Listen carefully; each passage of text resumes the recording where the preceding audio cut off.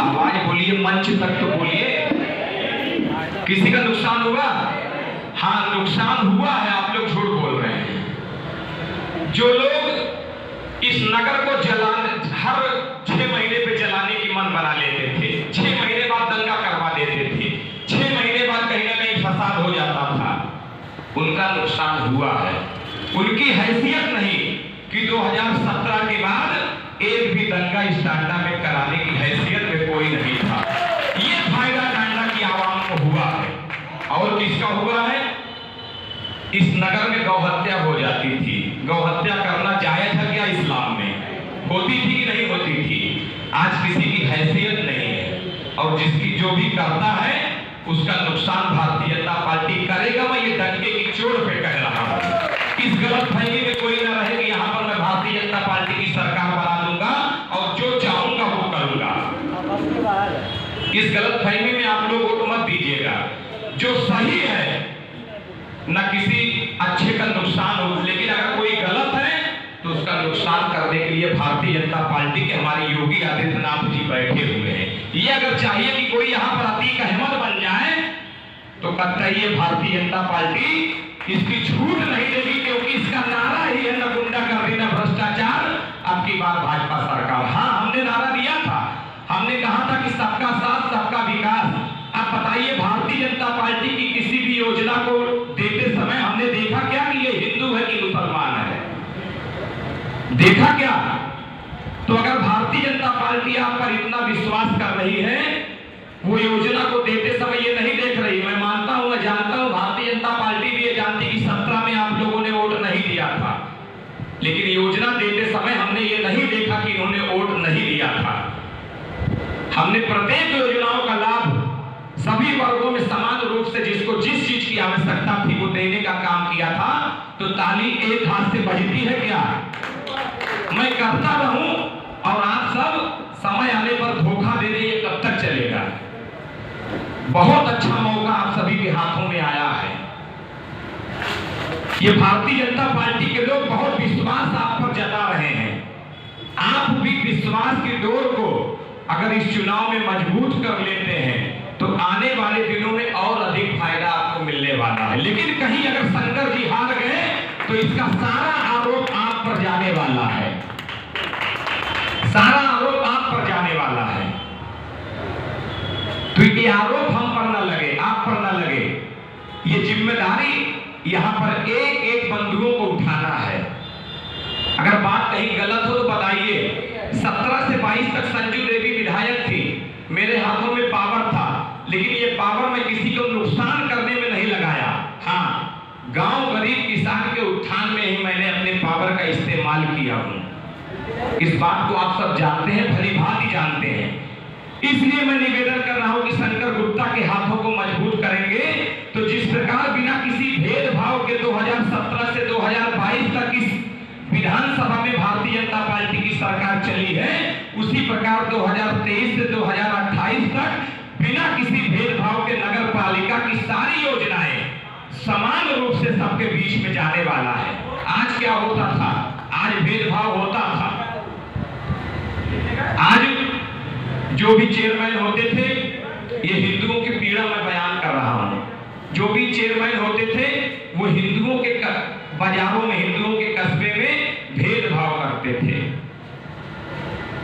लेकिन भेदभाव करके लोगों का मन खराब करते थे, वो मन अच्छा हो। इसलिए आज भारतीय जनता पार्टी सबका साथ सबका विकास, सबका विश्वास, और आने वाली 11 तारीख को सबका प्रयास होना चाहिए कि 13 तारीख को जब मत पेटिका खुले तो इस पूरे जनपद में सबसे ज्यादा मतों से कौन जीते?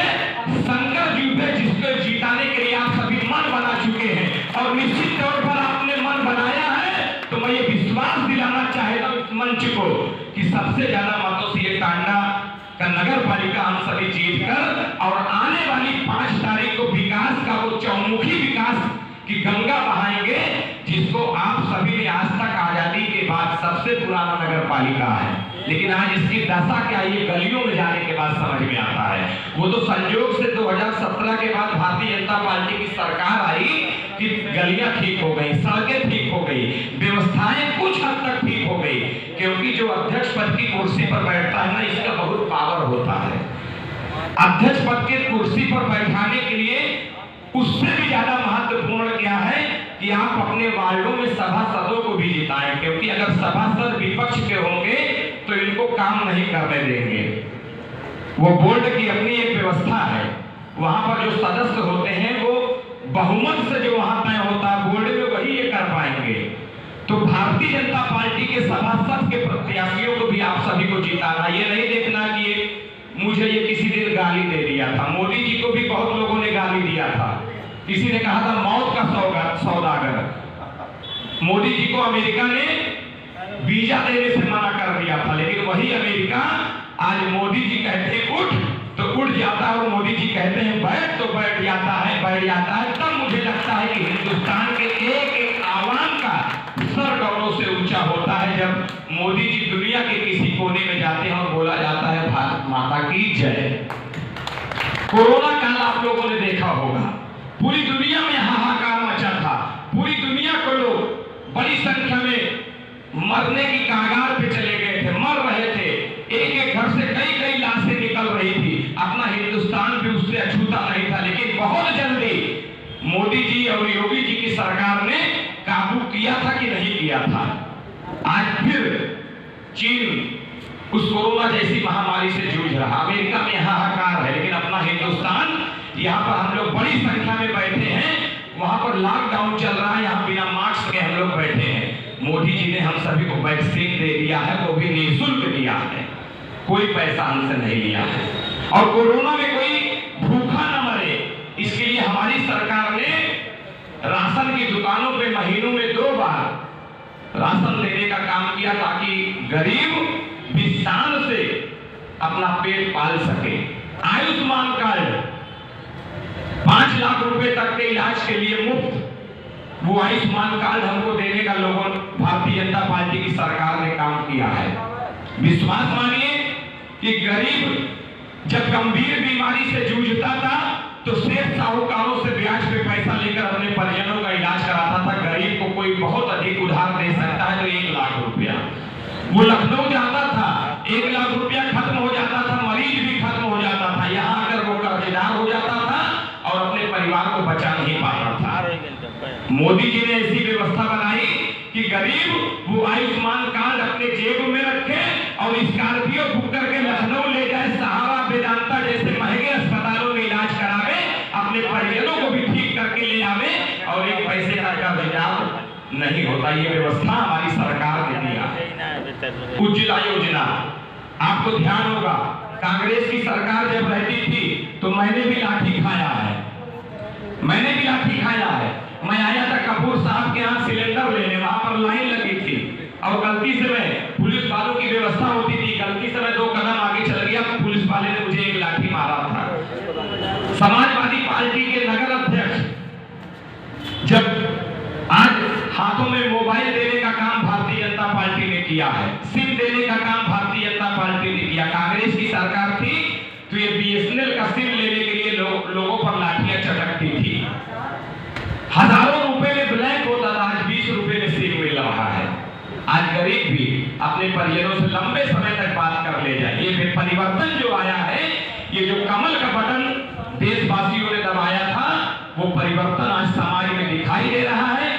इसलिए आपको सबसे अच्छा आज भारतीय जनता पार्टी से विश्वास की डोर को मजबूत करने का ये अंतिम मौका है। अगर इसमें आप चूक गए तो मुझे लगता है फिर भारतीय जनता पार्टी कभी आप पर विश्वास नहीं करेगी। विश्वास बनाने के लिए आने वाली 11 तारीख को मोहर लगाना ही लगाना है।